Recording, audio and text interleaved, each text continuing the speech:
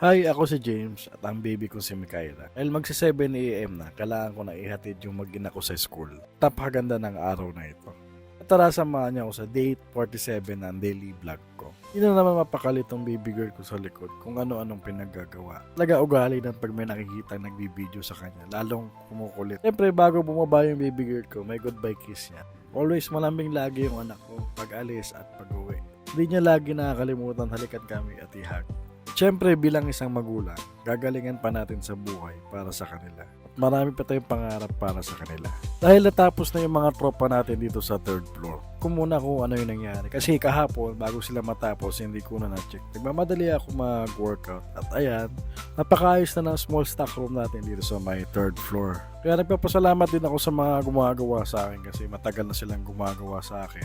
Kundi dahil sa kanila, wala akong gitong kagandang third floor. Alam nyo ba mga kabilog, napakahirap humanap ng tao na matinong gumawa at pagkakatiwalaan pagdating sa mga gawaing ganito. Lalo na hindi biro yung perang nilalabas natin at pinaghihirapan natin. Dahil na-experience ko na rin yung sablay na gawa at trabaho, mapapadoble yung mga gastos mo lalo na walang alam yung gumagawa ng bahay mo.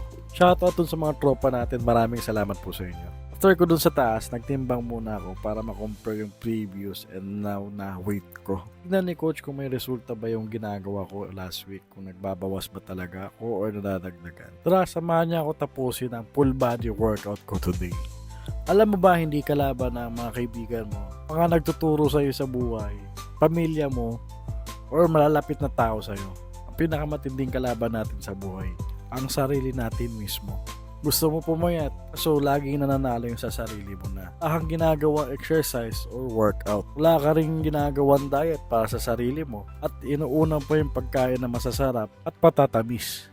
Gusto mo yumaman, ayaw mo kumilos, ayaw mo dumiskarte. Sigit sa lahat, ayaw mo paghirapan yung isang bagay para magkaroon ka sana ng yaman. Gusto mo maligtas at maging maayos ang buhay mo. Pero hindi ka marunong maniwala sa sarili mo at hindi ka rin nananalig at nagtitiwala sa Diyos. Gusto mo irespeto ka ng tao pero hindi ka naman respeto.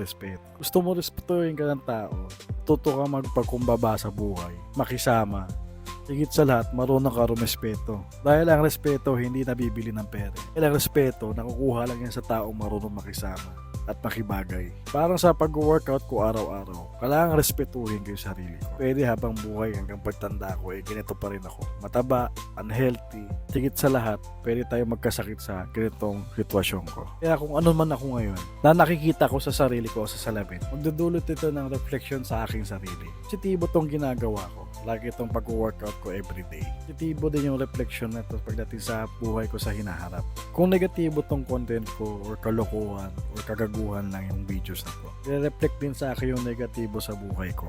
Kaya you versus you. Ikaw magpapasya sa sarili mo kung mananalo ba ang positibo o ang negatibo. Sa bandang huli, nasa sa'yo pa rin ang desisyon kung ano yung magiging plano mo sa buhay. Kung hindi ka pa nakapalo sa page ko, baka ito na yung last videos na makikita mo. Kung nakapalo ka naman sa page ko, hope na inspired at na-motivate ka sa aking ginagawa.